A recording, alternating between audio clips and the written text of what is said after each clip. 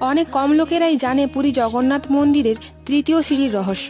জগন্নাথ মন্দিরে 22টি সিঁড়ি রয়েছে, প্রত্যেকটি সিঁড়ির আলাদা আলাদা মাহাত্ম্য রয়েছে, কিন্তু তৃতীয় সিঁড়ির এমন একটি রহস্য রয়েছে যা হয়তো কেউ কেউ জানেন। এরকম মানা হয় যে জগন্নাথ ভগবানের দর্শনের পর লোকেরা পাপ মুক্ত হতে শুরু করে। এসব দেখে যমরাজ ভগবান জগন্নাথের কাছে পৌঁছান এবং বলেন, ভগবান, আপনি তো পাপ মুক্তির জন্য সহজ উপায় করে দিয়েছেন, যার জন্য সবাই পাপ মুক্ত হচ্ছে, আর কেউই মৃত্যুর পর যমলোকে আসছে না।